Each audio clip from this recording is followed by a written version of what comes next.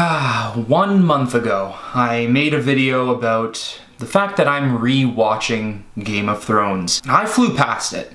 I bodied this show. I'm already done. I finished all 8 seasons. I had no chill. I wanted to finish it. They somehow found a way to simultaneously make the best show of all time and the worst show of all time.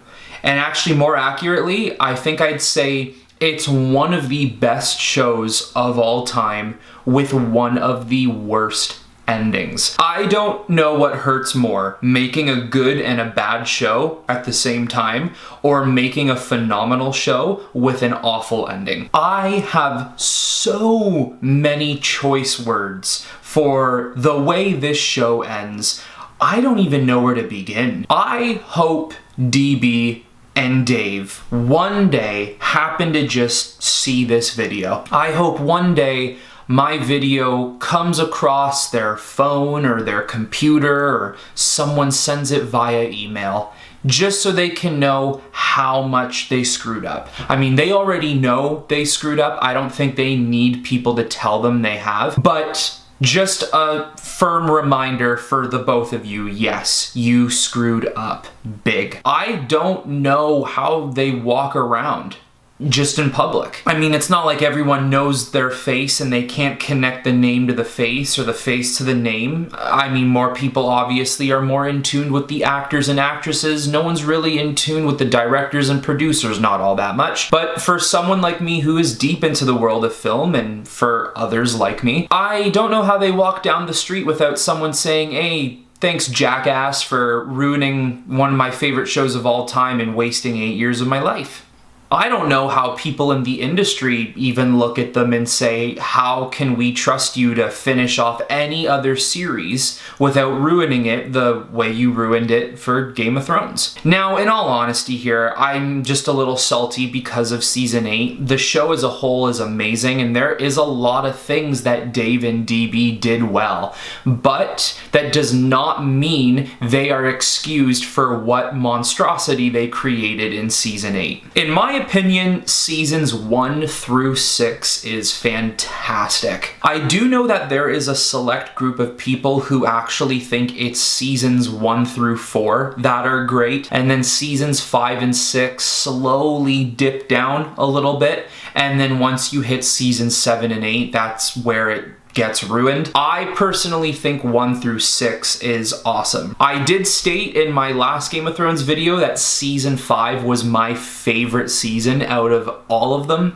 I think I would change my answer on that now. I think my favorite season would have to be seasons 4 or season 6. Season 5 pisses me off a little bit with the High Sparrows coming into power so easily. I thought that was really, really stupid. I'm not opposed to how that storyline plays out. I'm opposed to how they enter the picture in general. I just don't like how easy it seemed for them to take control of the Seven Kingdoms behind Tom and Baratheon, or Tom and Lannister. I mean, Game of Thrones has 4 or 5 episodes that are 9.9 out of 10s on IMDb. So they're basically 10 out of 10s. And 2 of those 5 9.9 episodes come from season 6. So clearly a lot of people liked season 6. But of course, season 7 comes around and Dave and DB started to get lazy and they started to get bored. The episodes decreased. The editing got sloppy. The dialogue worsened. We were going through entire seasons where we would see someone like an Arya or a Brienne or a Jaime take from episode 1 all the way up to episode 10 just to get from one point to another. In season 7 and 8, they started teleporting. People were going from Winterfell to Dragonstone within scenes. Like the episode where Davos and Tyrion need to go to King's Landing to 1, get Gendry Baratheon, and 2, have a discussion with Jaime. In one scene, they were in Dragonstone, literally like the cut after, right directly after they were already in King's Landing. And I thought that was like at least a 2-week journey or something. They just wanted to get this show done done so quickly, and I don't understand why HBO didn't say, okay, if you guys are done, get the hell out of here. We'll get other people who have been working on this show the same amount of time you have to take your spot. Or we will hire other people who are just as passionate for this show as you two once were. Speaking of passion, I don't know if you can tell, but I'm very passionate about this show. I'll never forget that when a really good friend of mine approached me about this show and told me to start watching it, I was very iffy on it. And that's just how I am with brand new shows. I'm very picky and I'm slow to start new shows. So when I finally came around to Game of Thrones, not only can I not believe how much I loved it, I can't believe it took me so long to start it. I wish I started watching Game of Thrones when it was first airing on TV. I didn't start watching Game of Thrones until the end of season 4, beginning of season 5. And it pains me so much to see how they ended this show. And you can make excuses for Dave and DB as much as you want. Oh, George R. Martin didn't finish his books, so they had to go off script and do their own thing. Okay, so then are you basically telling me they're not good storytellers? Because based off of that, they're not then. So which is it? They're not good storytellers, or they simply got lazy and bored? Because they had this contract to do a trilogy of Star Wars movies, so they wanted to get Game of Thrones out of the way. And then Lucasfilm and Disney dropped that contract with Dave and DB because they saw how abysmal season 8 ended up being. So they must be thinking that what happens if they get bored with Star Wars? Are they gonna end it the same way and leave all of these passionate fans in the hole? And speaking of being lazy, if season 8 was so sloppy, poorly done, and the shortest of all the seasons, why did it take them 2 years to get prepared to finish season 8? By what we all saw, it kind of feels like they just made season 8 in their backyard with a shitty little camcorder and said, okay, we're done. I could keep ranting about season 8, which I will, but I will say it's not all bad. You have to respect the music that was composed for season 8, which we all know to be Ramin Djawadi. And I really hope I'm saying your name correctly. I'm sorry if I butchered it. But you, my friend, are the only reason why I even get a little bit of enjoyment out of season 8. I'm not going to go through the ratings of every single episode, but I'm just going to give you the ratings of season 8, just so you can realize how indifferent this season is compared to the others. Episode 1 has a 7.5 out of 10. Episode 2, a 7.8 out of 10. Episode 3, the Long Night episode where they fight the Night King and his army, a 7.4 out of 10. Episode 4, a 5.4 out of 10. Episode 5, a 5.9 out of 10. And episode 6, the series finale, a 4 out of 10. So the craziest thing about these episodes is when you look at the ratings, it's almost a little unbelievable to think that Game of Thrones received some of these reviews. I mean, The Long Night, in any other season, an episode like that, done properly, would have received a 9.9 out of 10. But that episode was dark, some of the writing was poor in the episode, the action was hard to see, the army sizes didn't really make all that much sense. So, a 7.4. They're lucky it did not receive lower. I mean, do I really need to get into why the very last episode of the show has a 4 out of 10? No, I don't. We all understand why it's the worst rated episode in the entire series. They rushed everything. The character development was completely shot for so many characters. Jaime's character was destroyed in the end of it. Personally, I think Grey Worm's character was completely destroyed. Daenerys' character was destroyed. They nearly destroyed Tyrion's character. I wouldn't say they destroyed Jon's character, but they definitely did him dirty. Bran's character is garbage. Just in general, a lot of characters and the entire show got screwed over because Dave and DB got lazy. A lot of people don't like what they did to Daenerys, about how she became the Mad Queen just like her grandfather was the Mad King by the end of the show. I am not mad with her becoming who she became. When you watch the show from season 1, you can slowly start to see her develop into the Mad Queen. I have no issues with who she becomes. I have an issue on how it happened. She literally flipped a switch within a couple of episodes, and she was immediately just down to burn an entire city with innocent children, men, and women. I'm not saying everyone is innocent. It is King's Landing after all, but I'm also not saying people aren't innocent, because they were. She does need to turn into the Mad Queen. She needs to turn into the very thing she was trying to fight against.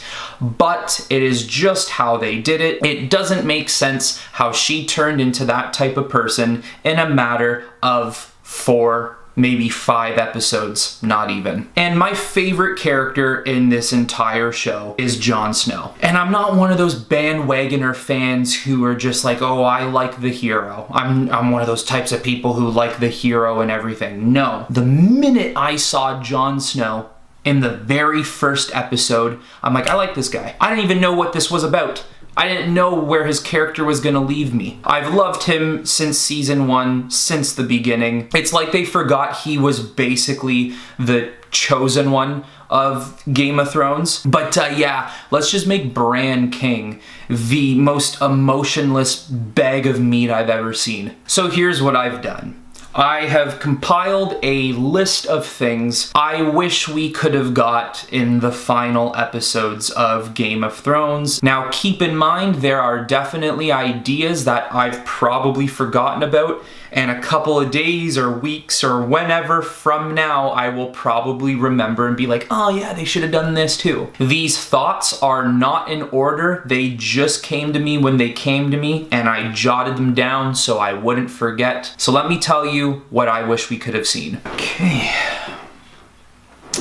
All right. These aren't real glasses, but thought I'd look intellectual for this part. Here we go.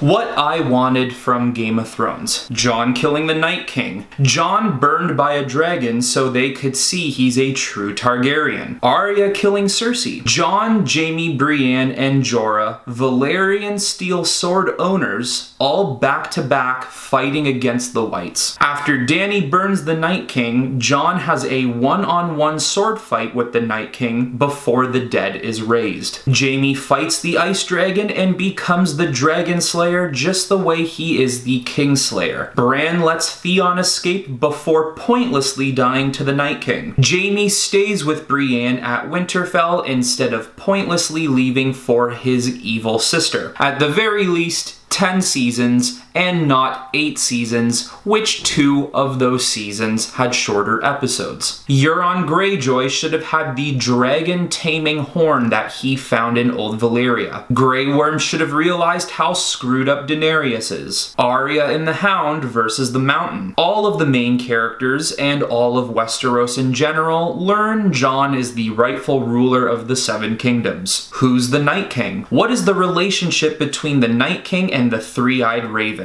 What did the Night King truly want? Bran to still have emotion and feelings like an actual human. Next page. The potential of Jon or Sansa ruling the 7 kingdoms. Better character development for everyone. Visual evidence of the Lord of Light. People listening to Varys' advice about Jon being a good leader. And finally, the most important one of them all, the removal of David Benioff and D.B. Wise. So that is just a short list of things I would have liked to see, and I'm sure many others would have liked to see, and what they could have done, and yeah.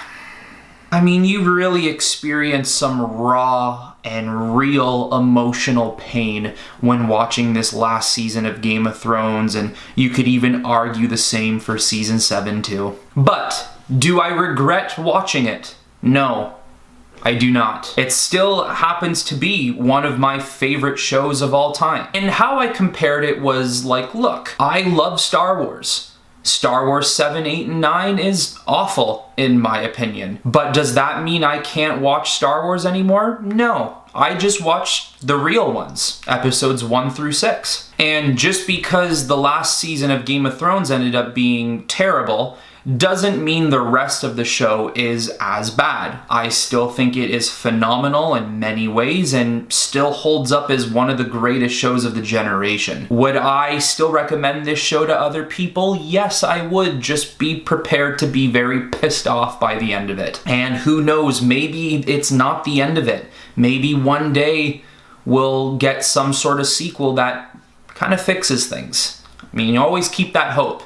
Even if people say that'll never happen, you can always keep that hope for yourself. And it wouldn't be the craziest thing for them to do something like that. Everywhere nowadays is making reboots and sequels and revisualizations of everything. So if HBO really wanted to, in a couple of years, maybe 10, 15 years, they could say, let's see who would be interested in coming back for a Game of Thrones Season 9, where we could actually fix the issues that Dave and DB left us with in Season 8. But anyways, everyone, that is it for this video, and that is it for Game of Thrones for a little while, until I stupidly decide to re-watch this amazing show just to get disappointed by the last season once again. And I will also remind everyone to please leave a like and subscribe to the channel if you do like my content, because I got tons of different types of content coming on the way. And just like usual, I will talk to you all very soon, and stay warm, because winter is coming.